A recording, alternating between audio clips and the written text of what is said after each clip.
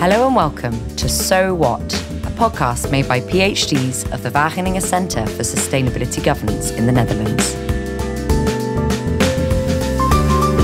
Here, we aim to get to the heart of our PhD research projects and understand why they really matter for sustainability.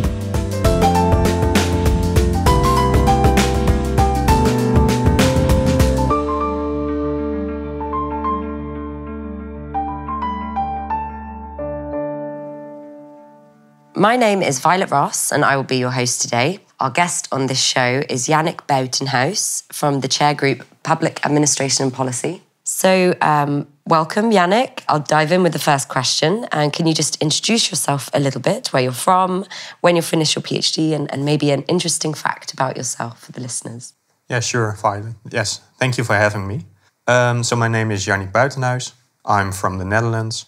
I already did my PhD now for 4 years.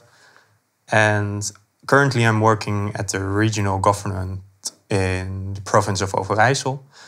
And I work there at the Department for Nature and Environment on the topic of Natura 2000 protected areas, which are quite in the news at the moment because of the whole nitrogen crisis that's happening in the Netherlands. So really topical. Yeah. That is interesting. So I already mentioned that you're in the PAP, Public Administration Policy Research Group. Can you tell us a little bit about your background, your journey into PAP, your journey into the Wageningen Research Group? So I started studying in Utrecht at the Utrecht University, where I did a bachelor in human geography and planning. Then I did a master's in environmental governance. So really focused on doing research on the governance of sustainability issues, like climate issues, environmental degradation, those kind of things. But I actually knew that I wanted to do research at a high level and just show what I can do. Mm-hmm. Yeah. So did you apply for a project that was already detailed? Yes, or, yes. Yeah, a rough detail? Yeah, so my PhD was part of the European Union Horizon 2020 Shore Farm project, which is a larger international project with different universities and different international researchers coming together. My PhD was like a small part of the whole project, but still big enough for me to really go in depth for 4 years. Yes. Yeah, great. And on that note then, can you please explain your research project in 2 sentences? I will try my best. So my research project is about how policies, and especially the European Union's common agricultural policy, influence the resilience of farming systems in the European Union. So the whole research is about, okay, what kind of elements are there in policies that make sure that farming systems can cope with shocks or can endure different kinds of stresses like climate change, generational renewal, those kind of things. Great. So you're looking at how policy builds resilience, and your case study is agricultural, the CAP, Common Agricultural Policy in the EU. Yeah, you can say so. Yeah. Wonderful. So the so what question is next. In other words, why is this research important? What is the wider societal value of your research?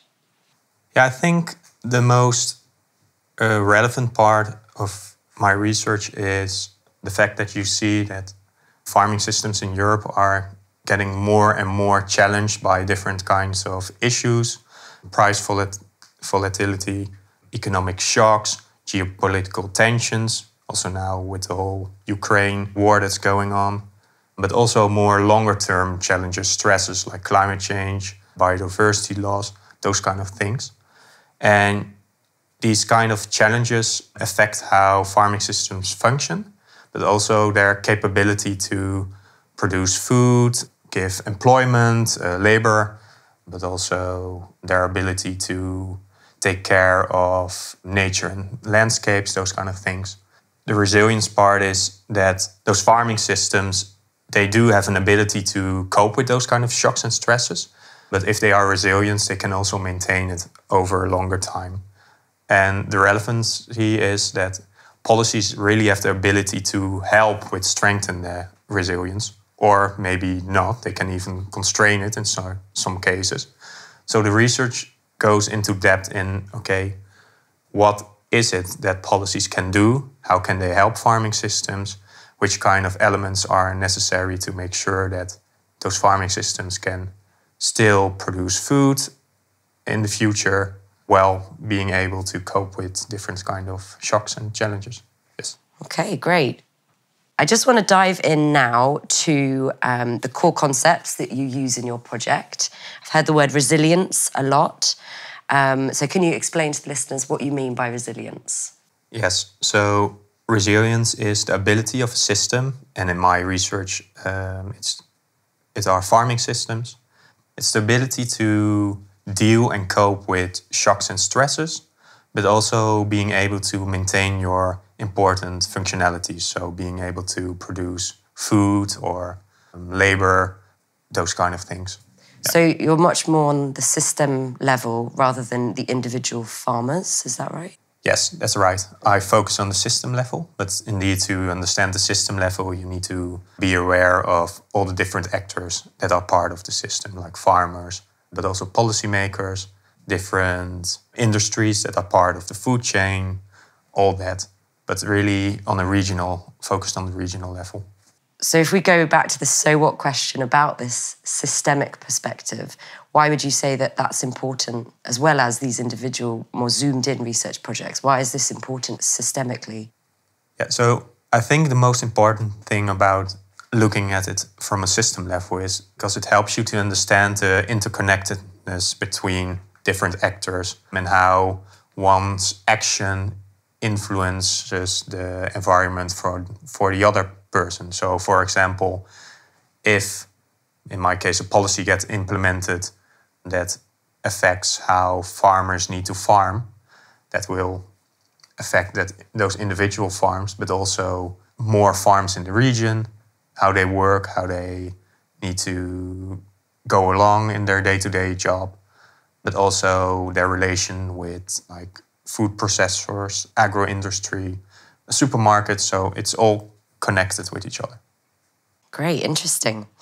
So I just want to go back to the concept of resilience and break it down even further.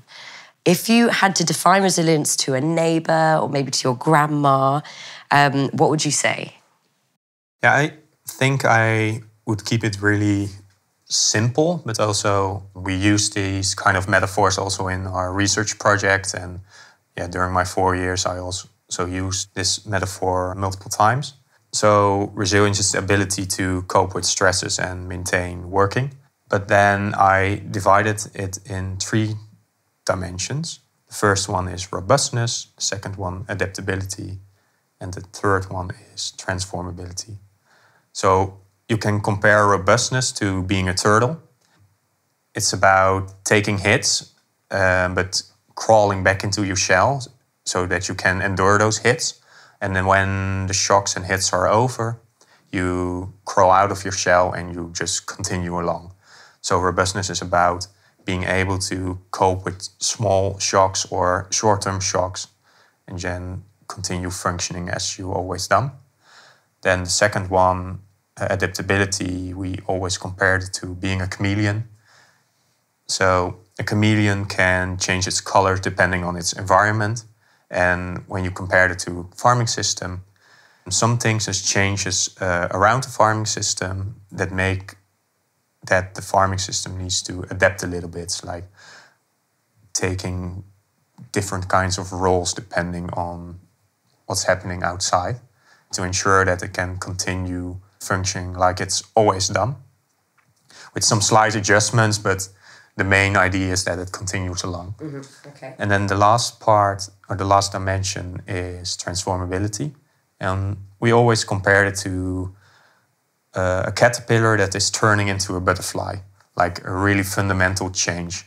Transformability, or you can compare it to a transition, means that like the fundamentals of the system are being challenged. That makes that it cannot continue how it's always done. At some point it will get constrained, or it will get into a lock-in. That is the moment that you realize you need to change really like the systematics of the system to make sure that you can still produce food in the future, or make sure that you don't contribute too much to environmental degradation, those kind of things. So transformability is really about changing everything. Okay, and then your project looks at the influence of policy on these elements of systemic resilience. Do you have concepts to understand that influence of policy or anything really? So in my research, I used a policy design perspective. And policy design, to put it really simply, looks at the different elements that make up a policy. For instance, policy goals. So what do we want to reach with your policy, and policy instruments, and how are you going to reach those goals? So with that view, you can dive a bit deeper into, like the paper reality of what policy is. And also looking at goals and instruments, you can get the idea of the intention policy actors have with that policy. Very interesting. So what have been some of your key findings? So after 4 years, I can really conclude that policies, and especially the Common Agricultural Policy of the European Union, focuses a lot on the robustness part of a system. So making sure that farming systems are able to deal with short-term shocks, economically mostly, and can carry on like they always done. So those policies are really making sure that a certain status quo that's in the system can continue. And they do that mostly by using similar kind of policy instruments like they've used in the past, mostly focused on financial compensation or like direct payments, subsidies for producing food or owning land. And to really make sure that farming systems are resilient in the future, you need to have a right balance between robustness, adaptability, transformability. So there is really a need for policies to focus more on enabling adaptability and also transformability to make sure that they can deal with upcoming challenges, weather events caused by climate change, generational renewal, because a lot of farmers are quite old and there are not that many young people that want to continue farming. But also with like the biodiversity loss, there needs to be some kind of change in the system to make sure that in the future agriculture can continue in a more sustainable way. And policies can really enable that if they are designed in the right way. So you told us that robustness is more evident in your findings, and there's less focus on adaptability, the chameleon, and transformability, the caterpillar. Can you tell us a bit more about why that might be in this EU case study? Yeah, so in my research, I argue that resilience is mostly used as a discursive tool, or that resilience is seen as some sort of buzzword. It really attracts a lot of attention, especially the last couple of years. You see that the use of resilience is like skyrocketing in the practitioner world, but also in research. But if you look more closely into how policy actors use the word resilience, it's quite used in a small perspective, or like in a one-sided view, focused on making sure you can take hits, making sure that the system can continue as it always has done, really focused on making sure the status quo stays intact. So that also gets translated into policies. So I think key issue here is that policy actors need to look differently at what is resilience and take a more broader perspective. Like see that resilience also entails changing once in a while, but also if you can have a lot of risks of shocks or like structural systemic stresses, maybe you need to look into that and change the system to make sure that everything functions well. And I wonder as well, like the farming and common agricultural policy case study, why might this case study not be so focused on adaptability and transformability? Yeah, that's a good question. I think you can make a whole podcast on the common agricultural policy itself. Okay. It really has a big history. It's one of the oldest policies in the European Union since, I think, 1953, 56, somewhere there. It got initiated.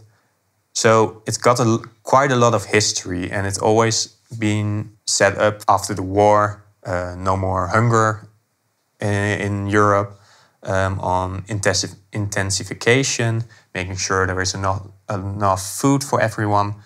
And over those years, it got multiple reforms, and all those reforms constantly try to make up for the faults in the previous version. And it's got layered and layered and layered.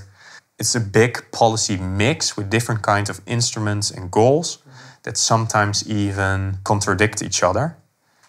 And all the different kind of interests from different European interest groups, like the farmers' lobby, agricultural lobby, different industries. They are really part of the whole policy making process.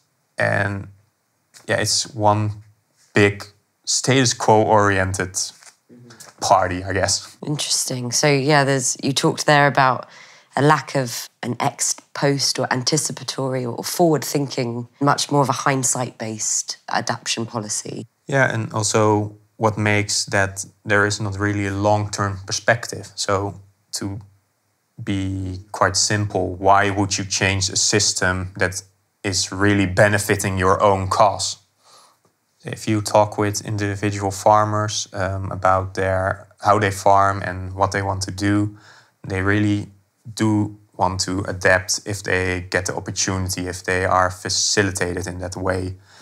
And also they realize themselves a lot of the times that the system they are in is stuck, but like the whole environment around them has made it so that change or changing isn't really beneficial, or sometimes you can compare it to like having golden handcuffs. Like it's nice, but you're still stuck in some sort of way. Okay. Hopefully we can break those handcuffs off and melt the gold down and make something better. Good idea, I think, for everyone. So do you have any findings as in policy recommendations? Yeah, so in my research or in my PhD dissertation, I have the recommendation that we need to look differently at resilience. So I already told about having a more forward-looking perspective, trying to also integrate that perspective into the policy. Also making sure that the policy give that future perspective to everyone involved, especially farmers. So the forward-looking perspective, this is the place where you want to go to, this is where we're working towards. But also it's important to politicize the concept of resilience more. So have a debate about it, having different actors coming into the debate, not only the status quo-oriented people, but also people from outside, agriculture, scientists, environmentalists, making it a bit broader. But maybe also different people from the public society. But then it's also important with resilience to realize it's not a one-way concept. Everyone can experience it a little bit differently, also depending on the context, depending on your farming system you're in.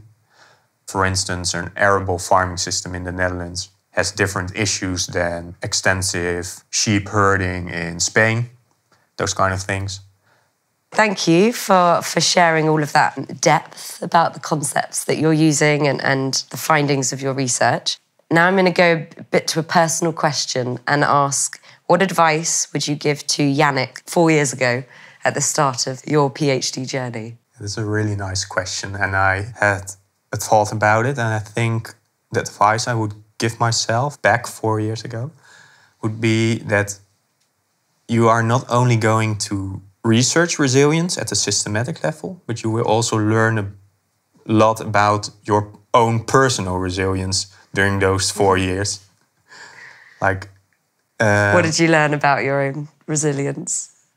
Well, like doing a PhD research is a lot about like a gradual process, working towards a definitive goal at the end, like your defense, like having your research published, etc. But it's not always that smooth upward transition towards that goal.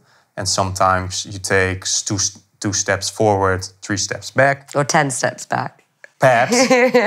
And I learned a lot about what I do like about research, but also what I didn't like about doing research. Okay. And I think what really also helped me is that I got into doing a PhD not knowing really the whole specificalities about it. Mm-hmm. So like not having real big expectations. Like I did know what the end goal was, but not the way through. That helped me a little bit. But of course, like your resilience is also being tested if you are doing research, if you are doing a PhD and a big pandemic breaks out for 2 years. Yes, not ideal. So if you, would you say you were the turtle, the chameleon or the caterpillar with your research? I think so. Yeah. You can, for instance, compare like getting critical feedback or like getting a peer review back. You need to endure those kind of things like the turtle. But you can also like, okay, maybe I need to adapt some things in my research. Yeah. Or perhaps like a method isn't really working out for you. Okay, change it a little bit, adapt your research focus, your questions, those kind of things. And the big transformation is, of course, being like end of the year master students turning into a professional researcher myself. So I think that is the biggest transformation. Perhaps you need a butterfly costume at your defense. That would be a really great idea. From the caterpillar to the butterfly. Yeah, I would own it. Okay, and lastly, what is it that really inspires you about your work? Either on a personal level or the project itself? I think that what really inspires me about my work is how relevant it actually is. Over the course of 4 years, I noticed more and more how elements of my own research are being part of like the public debate or being part of the political debates, not only on the topic of agriculture, but also other more societal issues. Like climate change. Climate change. Management. Exactly, but also like the whole COVID crisis. You constantly see like using that resilience perspective helps to understand that debate a bit more. Okay, when do people want to focus on the status quo? When and why? But also what is needed to transform it. So it's really helped on a personal level that I recognized elements of my research in real life, but it also helped me to get inspired and to continue along with research. Like really knowing that it is relevant, it is happening now. Yeah. You are doing something that is of relevancy for science and for society. Like having a societal impact can be done. Yeah. Fabulous. Well, many thanks again for joining us today. Thank you for having me. So that's all for today's show. If you've enjoyed the episode and want to get in touch with either myself, Violet Ross, or today's guest, Yannick Buitenhuis, you can find our emails in the episode description. If you enjoyed it, please don't forget to like and share so you can stay up to date with future shows on our PhD research. And we'll see you next time on So What?